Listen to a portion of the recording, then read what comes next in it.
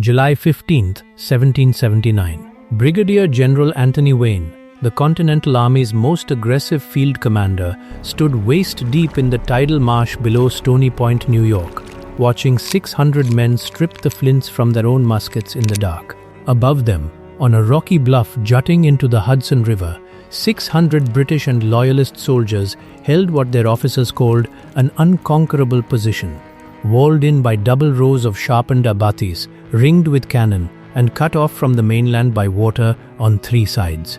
The British considered the position state-of-the-art, and Washington's army a beaten force that hadn't won a real fight in over a year. Wayne's men weren't just outgunned.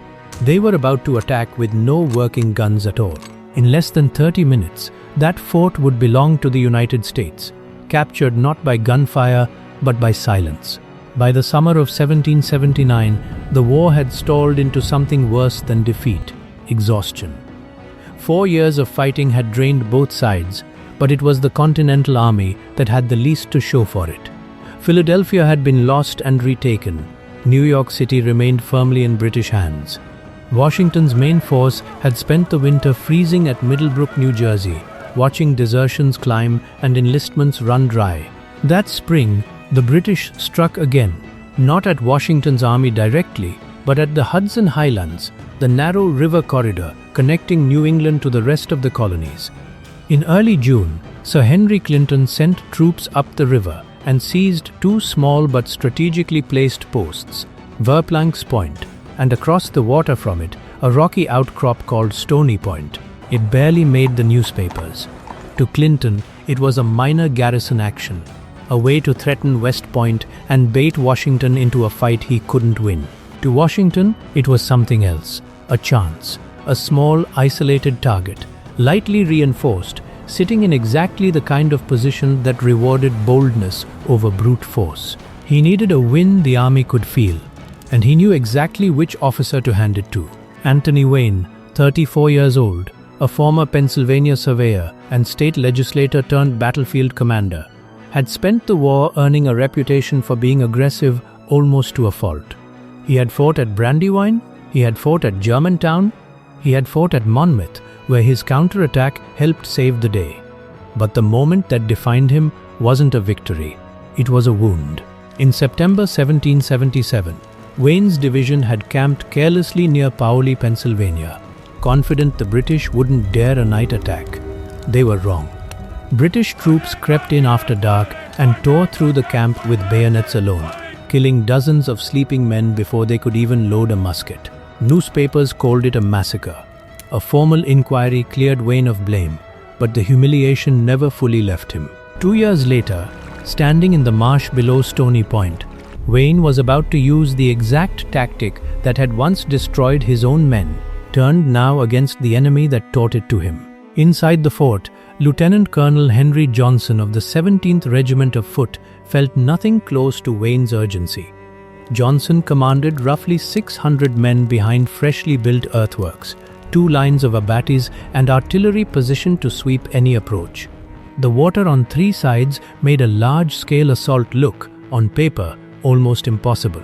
Johnson had inspected the defenses himself and reported them more than adequate. He expected, at most, a raid, not a force capable of taking the position outright. He was about to learn how wrong that estimate was. Washington and Wayne chose Stony Point for one simple reason. The same water that protected it could also be turned against it. Picture the position from above.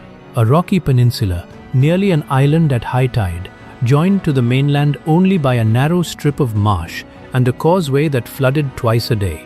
At low tide, that marsh became passable, soft, wet and treacherous, but passable on foot. The British had built their defenses assuming no army would attempt a crossing in darkness, under tide water, against a fortified bluff. That assumption was the plan's entire foundation. Wayne organized his light infantry into 3 columns. 2 columns, roughly 700 men combined, would move along the marsh from the north and south in total silence, bayonets fixed, muskets stripped of ammunition and even their flints, so a single accidental shot couldn't betray the assault before it began. A smaller center column would do the opposite, fire muskets, and make noise, drawing the garrison's attention away from the real attack developing on both flanks. Leading each flanking column would be a forlorn hope, 20 volunteers whose only job was to rush the abatis first and hack a path through with axes, fully exposed to point-blank fire, so the columns behind them could pass. Pay attention to that detail, because it decides the entire battle. An army that cannot fire a single shot has only one weapon left: discipline. To make sure no American mistook a friend for an enemy in the dark, Wayne issued a single password to be whispered the moment the fort fell: "The fort's our own." According to local tradition, American officers had scouted the marsh days earlier with help from someone familiar with the tides, information that let them time the entire assault around the one nightly window when the water ran low enough to cross. From inside the fort, Johnson's pickets looked out at the marsh and saw exactly what they expected to see: empty water, a distant tree line, nothing moving. What they could not see was nearly 1,400 men already converging on that water in the dark, carrying weapons that, by design, could not make a sound. Midnight, July 16, 1779. The tide is out and the marsh is open. Wayne's two columns step into the wet ground first, water rising past their knees, then their waists. Weapons held dry overhead. No one speaks. No one fires. The only sound is mud pulling at hundreds of boots, and somewhere on the bluff above, dogs barking in the dark. A British sentry spots movement near the causeway and shouts the alarm. Cannon fire opens up from the heights, lighting the marsh in flashes of orange. The center column responds exactly as planned. Muskets firing, drawing eyes and gunners toward the noise in the middle, away from the silent columns closing in on both flanks. The forlorn hope reaches the first line of abatis and goes to work with axes, hacking through sharpened branches, while musket fire rakes the ground around them. Men fall, the others keep cutting. Within minutes, gaps open wide enough for the columns behind to push through at a run. Wayne moves with the southern column, climbing the slope toward the second line of defenses, when a musket ball tears across his scalp. He goes down. According to accounts from his own officers, he refuses to be left behind, ordering 2 soldiers to carry him forward, so that, in his words, he could die at the head of his column if it came to that. It didn't come to that.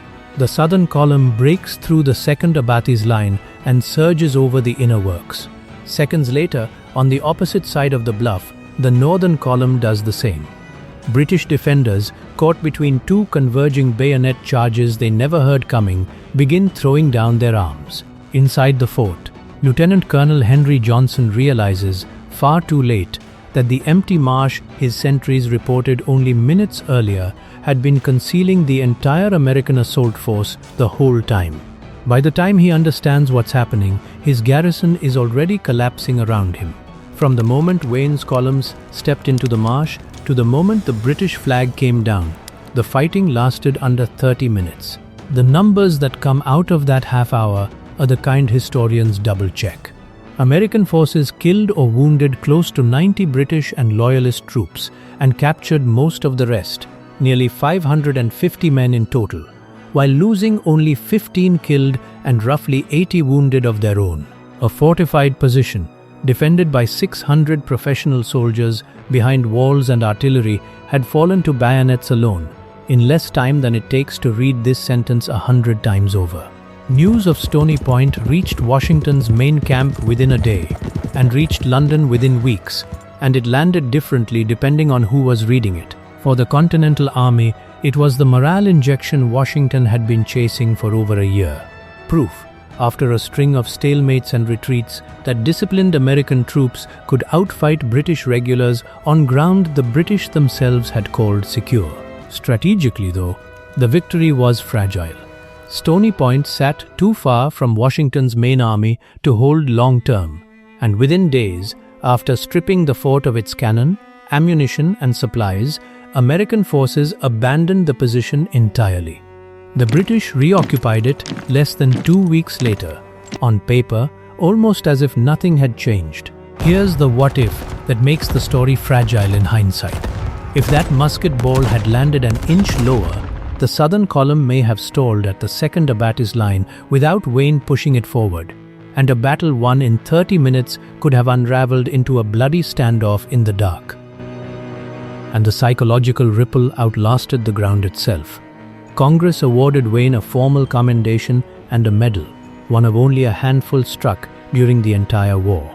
European observers watching from across the Atlantic, already skeptical of America's chances, took note that a force fighting blind, unloaded, and outnumbered could still win through discipline alone. That perception mattered as much as any cannon, one more thread in the chain of confidence that eventually helped pull France's full military support behind the American cause. Today, Stony Point is a quiet stretch of parkland on the Hudson, marked by a lighthouse and a scatter of historical plaques. Visitors walk the same bluff where 600 men once believed themselves untouchable in the dark. They were wrong for exactly 28 minutes. If you want more stories like this one, battles history almost forgot, decided in minutes instead of months, subscribe to Bastion History, and I'll see you in the next one.